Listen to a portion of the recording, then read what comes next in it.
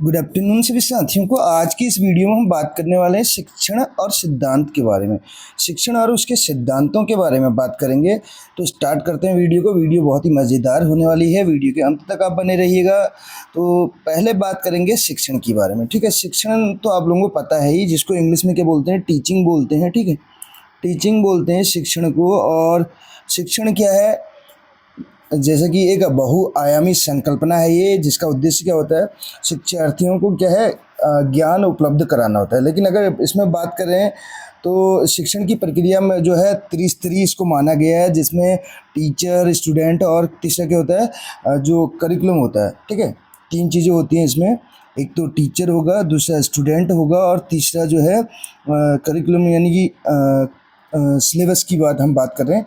तो तीन चीज़ें इसमें बहुत ज़रूरी हैं, त्रिआयामी इसको बोल सकते हैं। ठीक, तो शिक्षण की जो कुछ डेफिनेशंस दे रखी हैं उनको भी हम आपके साथ शेयर करना चाहेंगे, जिसमें पहली डेफिनेशन जो है हफ और डंकन की है। किसकी है? हफ और डंकन ने एक डेफिनेशन दे रखी है। तो ये क्या है, देखिए इसको। इन्होंने क्या कहा था शिक्षण के बारे में, टीचिंग के बारे में? इन्होंने कहा था शिक्षण जो है 4 चरणों वाली प्रक्रिया है। कितनी चरणों वाली बात कर रखी थी इन्होंने? 4 चरणों वाली प्रक्रिया है, जिसमें इन्होंने क्या क्या चीज़ें बताई, 4 चरण कौन कौन से बताए, जिसमें इन्होंने योजना बताई, प्लानिंग बताई। ठीक है, इसके अलावा इन्होंने निर्देशन बताया, यानी कि डायरेक्शन। ठीक है, और तीसरी चीज़ इन्होंने बताया थी इसमें मापन। ठीक है, मापन बताया था, मेजरमेंट जिसको बोलते हैं। और चौथा इन्होंने बताया था इवैल्यूएशन। क्या बताया था? इवैल्यूएशन। तो ये 4 चीज़ें इन्होंने बताई थी, योजना, निर्देशन, मापन और मूल्यांकन। ये हफ और डंकन की परिभाषा है। इन्होंने शिक्षण को जो है 4 चरणों वाली प्रक्रिया बताया है। एक डेफिनेशन और है जो बर्टन की है। बर्टन की डेफिनेशन क्या है, देखिए। बर्टन क्या कहते हैं? बर्टन कहते हैं शिक्षण जो है अधिगम हेतु क्या है, प्रेरणा है, यानी कि अभिप्रेरणा, जिसको मोटिवेशन बोलते हैं। शिक्षण क्या है? अधिगम, यानी कि सीखने के लिए प्रेरणा है, पथ प्रदर्शन है, और इसके साथ साथ क्या है, प्रोत्साहन है। शिक्षण क्या है?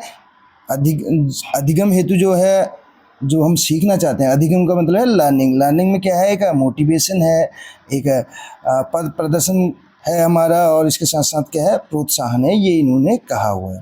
तो शिक्षण और सिद्धांत जो हैं इनके बारे में पढ़ लेते हैं। इसके बाद कुछ जो है मनोवैज्ञानिक जो सिद्धांत है उनके बारे में भी बात करेंगे। पहले नंबर का है निश्चित उद्देश्य का सिद्धांत। कोई भी एक निश्चित उद्देश्य होना चाहिए किसी भी चीज़ का। ठीक है, शिक्षक को पहले अपने उद्देश्य जो है निश्चित कर लेनी चाहिए कि शिक्षक जो टीचिंग का उद्देश्य है वो क्या है। ठीक है, ये पहली चीज़ ये क्लियर होनी चाहिए, जिसमें लेसन प्लान में आपने देखा होगा सामान्य उद्देश्य और विशिष्ट उद्देश्य आपने बनाए भी होंगे जब लेसन प्लान बनाते थे उस टाइम पे। दूसरा लचीलेपन का सिद्धांत, उसमें फ्लेक्सिबिलिटी होनी चाहिए। क्या होनी चाहिए? लचीलापन होना चाहिए। एकदम कठोरता से उसका पालन नहीं करना है, उसमें कहीं ना कहीं फ्लेक्सिबिलिटी भी होनी चाहिए, फ्लेक्सिबल होना चाहिए कहीं ना कहीं। मतलब यदि आवश्यक हो तो पूर्व निर्धारित विषय वस्तु, समय, स्थान और विधियों में परिवर्तन भी लाया जा सकता है। इसके अलावा तीसरा पॉइंट जो हमारा है वो क्या है, सिद्धांतों की अगर बात करें शिक्षण के, तो इसमें पूर्व अनुभवों से जोड़ने का सिद्धांत होना चाहिए। जो हम नॉलेज वहाँ पे प्रोवाइड करेंगे उसको जो उनके जो पूर्व जो उनके एक्सपीरियंसेस रहे हैं उनके साथ जोड़ने का सिद्धांत होना चाहिए। यानी कि छात्र ने पूर्व में जो भी सीखा है आगे का पाठ उससे जोड़कर पढ़ाया जाए। जैसे जो चीज़ पहले हमने पढ़ा रखी है उसी से उसको जोड़ते हुए सिखाना है। ठीक है, नेक्स्ट देखिए इसी में आगे क्या है, नेक्स्ट पॉइंट क्या कहता है, बाल केंद्रितता का सिद्धांत। बाल केंद्रित शिक्षा की बात कौन करता है, ये आप बताएंगे क्वेश्चन के जरिए। ठीक है, चाइल्ड सेंटर्ड एजुकेशन की बात कौन करते हैं, यह जो कौन सी विचारधारा है वो चाइल्ड सेंटर्ड एजुकेशन की बात करती है। शिक्षण बाल केंद्रित होना चाहिए, ना कि शिक्षक केंद्रित। शिक्षण जो है बाल केंद्रित होना चाहिए। और ऐसी बात कौन करता है, यानी कि बालक को स्वतंत्र छोड़ना, पूरा टोटली बालक के ऊपर डिपेंड, यानी कि टीचर सेंटर ना होके बालक को सेंटर में रख के जो है ये टीचिंग की प्रोसेस की जानी चाहिए। अगला पॉइंट है व्यक्तिगत विभिन्नता का सिद्धांत, यानी कि हर एक जो व्यक्ति है वो अपने आप में क्या है, भिन्न है। तो हम हर बच्चे के लिए एक ही टीचिंग मेथड अप्लाई नहीं कर सकते। तो उनके जो इंडिविजुअल डिफरेंसेस हैं उनके अकॉर्डिंग ही उनको टीचिंग करनी चाहिए। और सबसे बेस्ट वे भी यही है, आप अगर एक ही टीचिंग मेथड को अप्लाई करेंगे तो वो सारे बच्चों पे कारगर हो, ऐसा पॉसिबल नहीं है। तो बच्चे की जो कमियां हैं, बच्चे का जो लेवल है उसके अकॉर्डिंग उसको टीचिंग प्रोवाइड करनी पड़ेगी, ठीक है, तब जाके ही बेहतर रिजल्ट मिल पाएगा। आगे देखिए, वास्तविक जीवन से जोड़ने का सिद्धांत। अब जितनी भी चीज़ें हम देते हैं, ठीक है, वो थियरी बेस्ड ना होके उसको प्रैक्टिकल लाइफ में यूज करना भी सिखाना है। जो चीज़ें हम सीखते हैं उसको खाली किताबों तक सीमित नहीं रखना है, उसको अपने व्यवहार में भी जो है लाना है, ताकि अपने व्यवहार में भी हम परिवर्तन ला सके उसके माध्यम से। अपेक्षित व्यवहार परिवर्तन की बात करते हैं इसमें, ठीक है। तो अगला देखिए, 7वें नंबर का पॉइंट क्या है, अन्य विषयों के साथ समवाय समन्वय का सिद्धांत। समवाय समन्वय का सिद्धांत मीन्स अन्य विषयों के साथ उसको कोरिलेट कर सकते हैं। कैसे? जैसे हम ग्रामर का एक टॉपिक पढ़ाते हैं तो उसमें 5 टाइप्स बताते हैं हम। देखिए, PMACC बताते हैं, प्रॉपर, मटेरियल, एब्स्ट्रैक्ट, कॉमन और कलेक्टिव। तो मटेरियल यानी कि मैटर की 3 स्टेजेस हैं, सॉलिड, लिक्विड एंड गैस। अब आपको पता है ये सॉलिड, लिक्विड एंड गैस बच्चों ने कहाँ पढ़ा होता है? ठोस, द्रव और गैस की बात करें तो साइंस में पढ़ा होता है। तो उसको आप यहाँ पे भी उस नॉलेज को जो है, यहाँ पे भी उस नॉलेज के माध्यम से उनको उनका जो है इस टॉपिक के जरिए जो है कोरिलेट कर सकते हैं उस टॉपिक को, ठीक है। तो ऐसे कहीं से भी आप साइंस के नॉलेज को या किसी दूसरे के उसको दूसरे सब्जेक्ट के साथ कोरिलेट करके भी आप पढ़ा सकते हैं। अगला देखिए, नेक्स्ट पॉइंट क्या कहता है, प्रभावशाली व्यू रचना। व्यू रचना जो स्ट्रेटजी है वो प्रभावशाली होनी चाहिए, इफेक्टिव होनी चाहिए। कैसे? शिक्षण के लिए प्रभावशाली विधियों, सहायक सामग्री आदि का चुनाव कक्षा में जाने से पूर्व ही कर लेना चाहिए। यानी कि जो टीचिंग जो एड्स हैं उनका प्रयोग पहले ही कर लेना चाहिए। यानी कि जो शिक्षण सहायक सामग्री जिसको बोलते हैं, चाहे 3 टाइप्स की होती हैं, जिसमें आपको पता है एक श्रव्य, एक दृश्य और तीसरा होता है श्रव्य दृश्य, ठीक है। 3 टाइप की होती हैं, तो इनका प्रयोग करके भी शिक्षण को जो है प्रभावशाली बनाया जा सकता है। अब बात करेंगे शिक्षण के मनोवैज्ञानिक सिद्धांतों के बारे में। अभी तक तो शिक्षा के सामान्य से सिद्धांतों की बात की हमने, अब मनोवैज्ञानिक सिद्धांत क्या होते हैं इनके बारे में बात करेंगे। शिक्षण के मनोवैज्ञानिक सिद्धांतों का विवरण। पहला है अभिप्रेरणा और रुचि का सिद्धांत। अभिप्रेरणा और रुचि का सिद्धांत, देखिए मोटिवेशन बोलते हैं इसको इंग्लिश में, क्या बोलते हैं? मोटिवेशन, ठीक, मोटिवेशन। तो ये वर्ड सुनते ही मेरे को कभी कभार अपने गुरुजी की याद आती है। सर बहुत अच्छा पढ़ाते थे, लेकिन मोटिवेशन को मोटिवेशन बोलते थे उस टाइम पे। जैसे मोटिवेट करेंगे, तो कभी कभार हमें लास्ट तक सुनाई देता था मोटिवेट करेंगे। तो इस वर्ड को जब कभी भी मैं पढ़ता हूँ तो मुझे अपने गुरुजी की याद आती है, जो हमें साइकोलॉजी पढ़ाते थे, ठीक, मनोविज्ञान पढ़ाते थे, जिसमें अधिगमकर्ता का विकास करके कुछ ऐसी बुक का नाम था, शिक्षण अधिगम प्रक्रिया और अधिगमकर्ता का विकास करके ऐसे कुछ बुक्स का नाम था। तो इसमें अभिप्रेरणा की अगर बात की जाए, अभिप्रेरणा और रुचि का सिद्धांत। रुचि यानी कि इंटरेस्ट, रुचि यानी कि आपने देखा होगा तत्परता। अगर एक बात करें, लॉ ऑफ रेडीनेस किसने दी रखा है? ये तत्परता। तत्पर जब तक नहीं होगा, देखिए एक तो है किसी चीज़ को जानने के लिए आप उत्सुक होंगे तो वो चीज़ आप जल्दी सीख पाएंगे। दूसरा, उसी में क्या करना है, इंटरेस्ट क्रिएट करना पड़ेगा टीचर को। अगर कोई रेडी नहीं है तो क्या करना पड़ेगा, तो वहाँ पे इंटरेस्ट क्रिएट करना पड़ेगा उस चीज़ के लिए, ठीक है। तो आपने देखे होंगे सीखने के जो सिद्धांत आपने पढ़े होंगे, अधिगम के सिद्धांत, तो उसमें अगर बात करें यहाँ पे मोटिवेशन हमारे पास है। मोटिवेशन क्या है?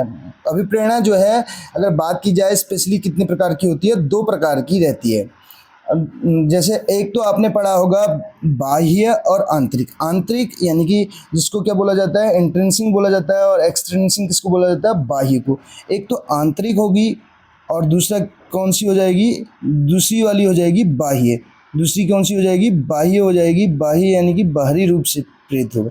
एक तो आंतरिक रूप से, देखिए एक तो ऐसा जो जैसे हमारे बहुत सारे साथी यहाँ पे एलटी की प्रिपरेशन कर रहे हैं, कुछ लोग आंतरिक रूप से मोटिवेटेड होंगे, कुछ लोग बाह्य रूप से। आंतरिक रूप से ये है कि जिनको टीचिंग का शौक़ है, ठीक है, अपनी उनको आजीविका भी चलानी है, उनको पता है वो तो मिलेगा ही मिलेगा, लेकिन उससे ज़्यादा जो है प्रेफरेंस किसको देते हैं, वो टीचिंग को देते हैं। तो ये क्या है, इंटरनली मोटिवेटेड है।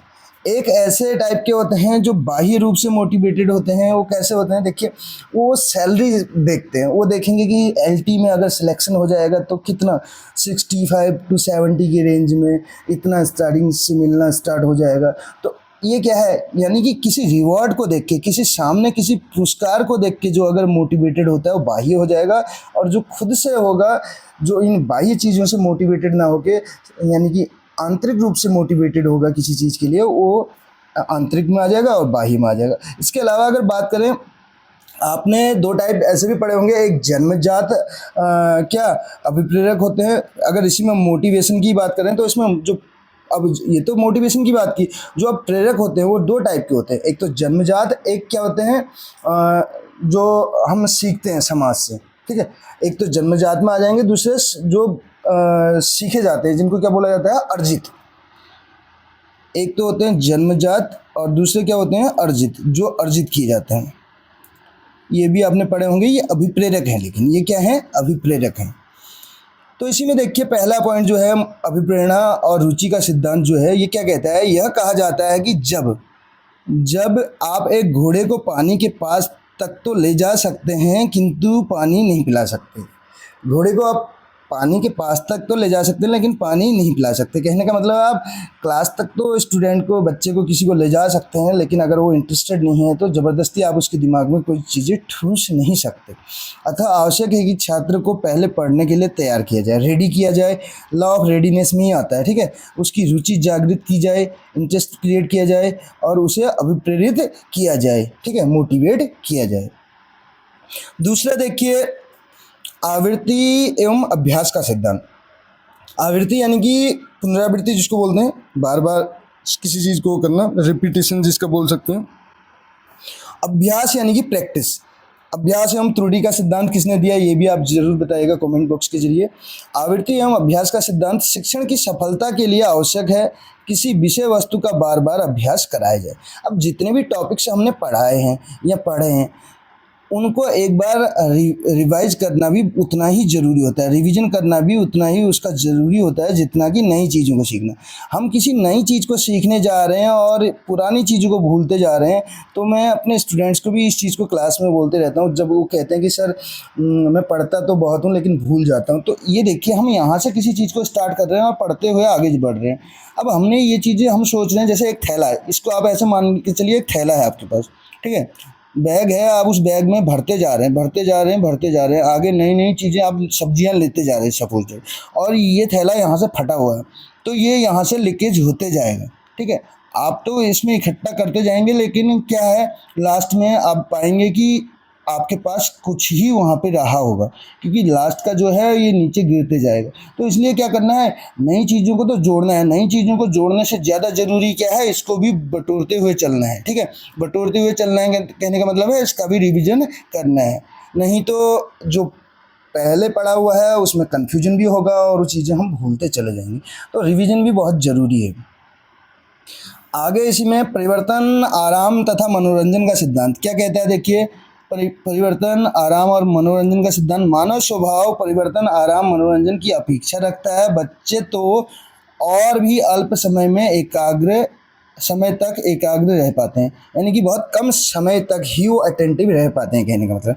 अतः आवश्यक है कि शिक्षण विधियों में परिवर्तन के साथ साथ आराम का अवसर भी दिया जाए और शिक्षण मनोरंजन पूर्ण हो, ठीक है। कुछ टीचर्स को आपने देखा होगा, टीचिंग के दौरान ही कुछ ऐसे जोक्स या कुछ ऐसी कहानियाँ, ऐसे चुटकुले सुनाते हैं, जिससे कि क्या होता है, एकदम से क्लास को क्या कर देते हैं, वो एक मतलब मनोरंजन वहाँ पे करते हैं बच्चों का, बीच बीच में कुछ ऐसे टॉपिक्स पे बात करके, तो उससे क्या होता है, नीरसता नहीं आती है, ठीक है।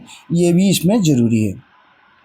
अगला देखिए, प्रतिपुष्टि, फीडबैक जिसको बोलते हैं, और पुनर्बलन। जैसे पुनर्बलन आपने देखा होगा, किसी को डांट दिया या एक ऋणात्मक होता है, धनात्मक पुनर्बलन, जैसे गुड किसी को बोला, कोई अगर आंसर दे रहा है तो उसको क्या करना, रीइंफोर्स करना, ठीक है। तो ये उसमें आता है। यदि किसी बच्चे द्वारा किए गए कार्य को स्वीकारोक्ति मिल जाए, बच्चे ने जो कार्य कर रखा है उसको एक्सेप्ट कर लिया जाए, कहने का मतलब है, तो वह दुगनी ऊर्जा से काम करने लगता है, क्योंकि उसको मोटिवेशन मिलता है वहाँ से, ठीक है। वो मोटिवेट होता है, वो इसलिए मोटिवेट होता है, जैसे उसने एक किसी क्वेश्चन का आंसर दिया और आपने उससे गुड भी बोला, ऊपर से उसके लिए क्लैप करवा दी, तो बच्चा क्या होता है, उसके लिए मोटिवेटेड रहता है और थोड़ा सा उसके अंदर थोड़ा सा एक अलग ही ऊर्जा का लेवल देखने को मिलता है, अगली बार फिर और प्रयास करता है वो। अतः आवश्यक है कि उसे प्रोत्साहित किया जाए। तो इसलिए ज़रूरी है कि उसे क्या किया जाए, प्रोत्साहित किया जाए। और अगर वहीं पे डांट दिया जाए तो फिर वो दूसरी बार बोलेगा नहीं, ठीक है। तो गलती होने पे भी क्या कहना है कि कोई बात नहीं, आप ट्राई कर सकते हैं। ऐसे करके अगर आप करते हैं तो नेक्स्ट टाइम फिर से ट्राई करेगा। अगर आपने वहीं पे डांट दिया बच्चे को तो बच्चा अगली बार से जो है कोई भी वहाँ पे अपनी तरफ से रिस्पॉन्स नहीं करेगा। सहानुभूति तथा सहयोग का सिद्धांत। सहानुभूति और सहयोग का सिद्धांत क्या कहता है? सिद्धांत के अनुसार किसी बालक को यदि सहानुभूति तथा सहयोग दिया जाए तो उसके शिक्षण को एक नई दिशा दी जा सकती है। तो यहाँ पे सिंपैथी की भी बात की जा रही है और उसके साथ साथ सहयोग दिया जाए तो उसके शिक्षण को एक क्या मिल जाएगी, नई दिशा भी दी जा सकती है। तो ये थे शिक्षा के जो है मनोवैज्ञानिक सिद्धांत। इसके साथ साथ शिक्षण सिद्धांतों की भी हमने बात की। कैसी लगी आपको वीडियो, जरूर बताइएगा। मिलते हैं अगली वीडियो में। Thank you so much.